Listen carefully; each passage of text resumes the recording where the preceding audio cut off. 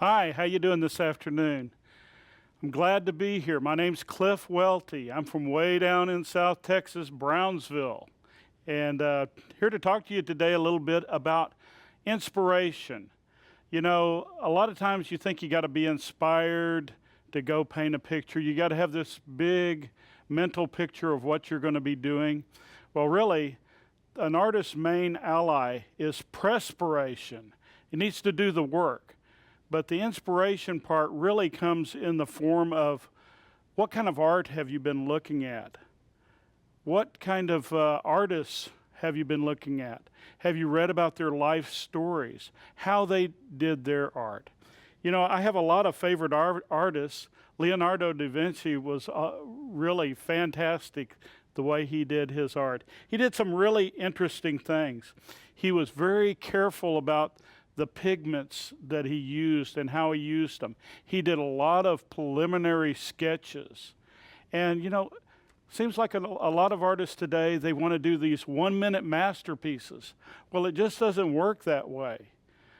People see an artist that can throw paint on a canvas and that's it. But really, what goes before that, applying the paint to the canvas? Really, preliminary sketching can really inspire you to do a lot more with the finished product. Titian was one of the first to use linen canvases. Before that, they used a lot of panels, but the reason he used linen was because in Venice, it was such a salty, humid climate that they didn't hold up very good. They'd warp, in fact, and break. And so he started using linen. And so that was a very good material. And so that gave me a good idea that linen would be something good for me to work with as well. Because wouldn't it be great to be able to paint like Titian? Caravaggio, of course, is one of my favorite painters. He's a very expressive painter, very realistic painter. He worked it all out where he would paint exactly life-size so he could walk up to a person, measure from their eye to their ear, and then transfer that right on the painting. He used lighting sources that were dramatic, and that was very helpful. So I incorporate a little bit of that in my art as well.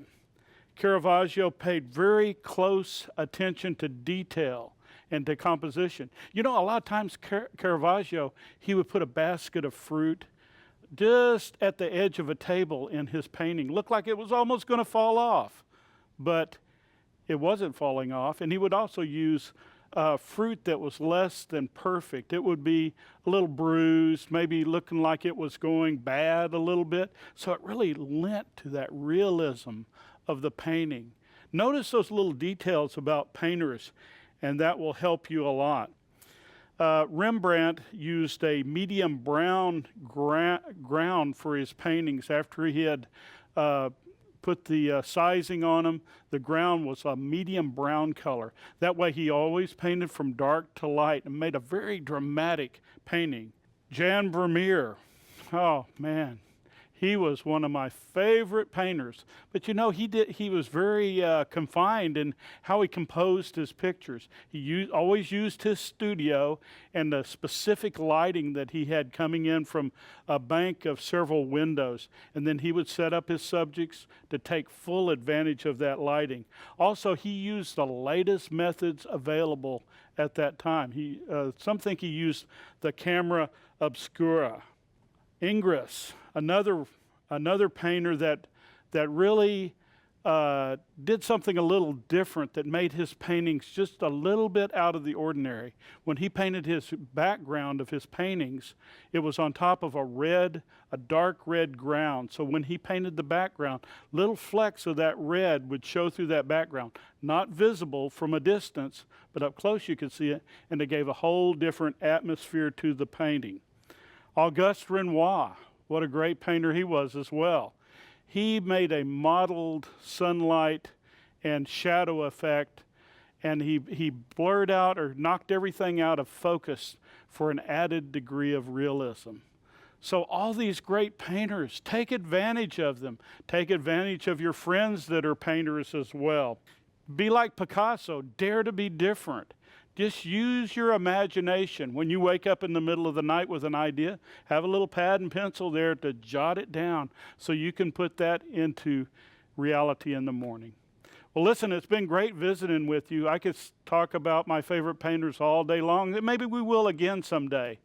But I'd like to tell you a little bit about my art. I have some on the wall behind me, and you're welcome to come to my website, artiguana.com. Please do come and visit me there. If you'd like to see some art videos on art and cultural events in South Texas, please visit YouTube. My channel there is Gallery Iguana 409. And if you do contact me, I'll be glad to send you one of my brochures.